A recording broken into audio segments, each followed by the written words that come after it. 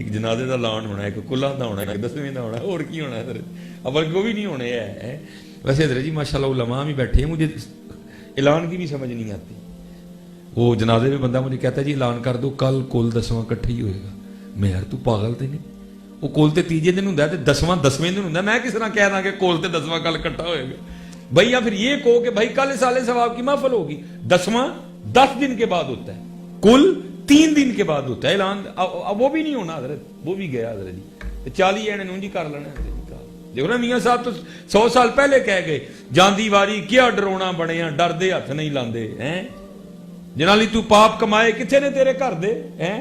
وہ ابے نے جڑے پتر لئی پتہ نہیں کی نہیں کیتا, جو پتر دی واری آندی پتر نہوانا نہ لبدا پھردا ہے, وہ تینوں نہیں نہوانا آندا ہیں. تو نے ٹچ موبائل چلانا سیکھ لیا, تو نے موٹر سائیکل چلانی سیکھ لی, تو نے کار چلانی سیکھ لی, تو نے پتہ نہیں کیا کیا سیکھ لیا, تو نے یہ کیوں نہیں سیکھا ہے کوئی ہیں. جاندی واری کیا ڈرونا بنیا, ہاتھ نہیں لاندے ڈردے, جنہاں لئی تو پاپ کمائے کتھے نے تیرے کر دے. کوئی بھی ہاں صلح کرو, کچھ بھی نہیں ہونا. بڑے بڑے اسی ٹہندے ویکھے زوراور سترانے, بیوقوفاں دے نوکر رہندے دانش مند سیانے, لیکن حضرت جی کی محمد سے وفا تو نے تو ہم تیرے. یہ جہاں چیز ہے کیا لوح قلم تیرے ہیں. ہاں کر کے تو دیکھو یار, کر کے تو دیکھو. یہ ہمارے ایک بزرگ ہیں حضرت محدث ہیں, یہ بہت بڑے, حضرت لیث بن سعد رحمۃ اللہ تعالی فرماتے ہیں میں جو ہے نا وہ اپنے گھر سے پیدل حج کرنے کے لیے گیا. تو یہ پہاڑی ہے مکہ شریف میں, کوہ ابو قبیس, ٹھیک ہے جی.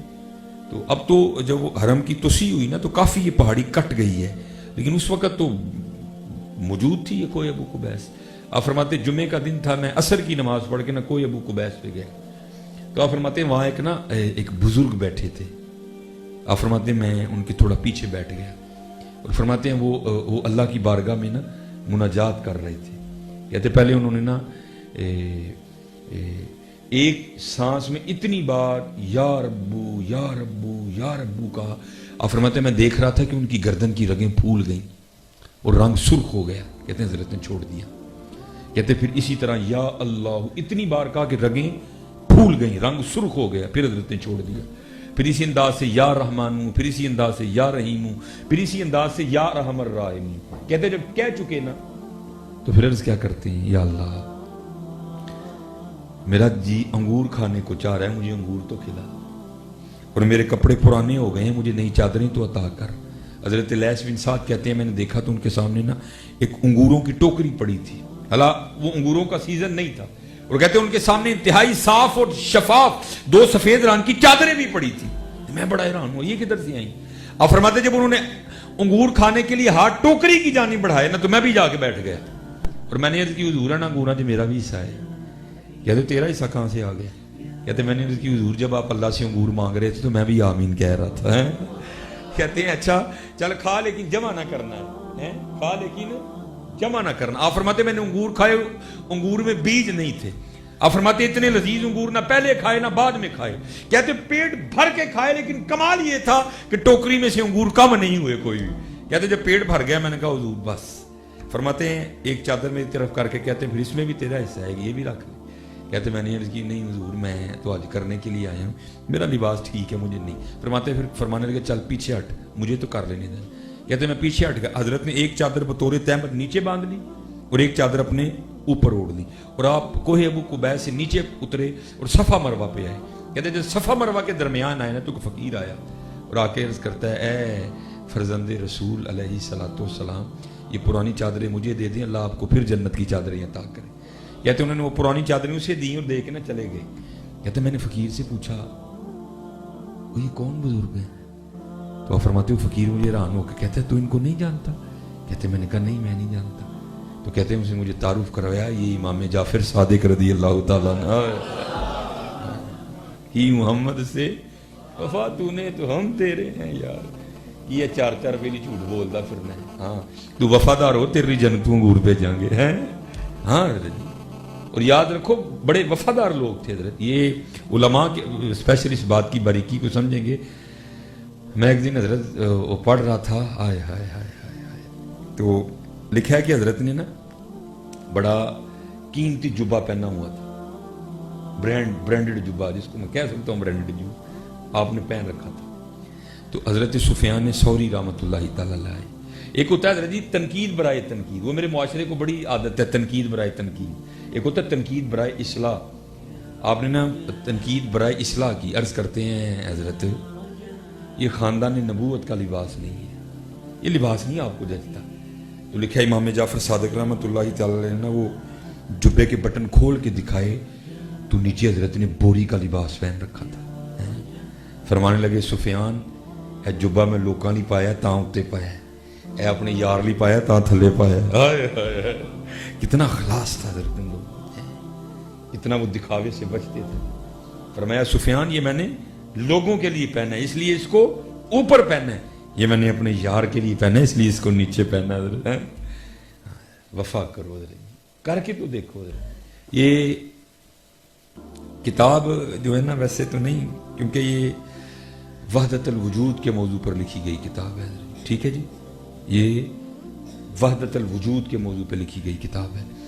تو بہرحال اب تو خیر بازار سے ملے گی بھی نہیں ہے. گل حسن شاہ قادری رحمۃ اللہ تعالی اس کے مصنف ہیں تذکرہ غوثیہ، اور جس کا مرشد نہیں اس کو یہ نہیں کتاب پڑھنی چاہیے، بہت خرابی ہوگی.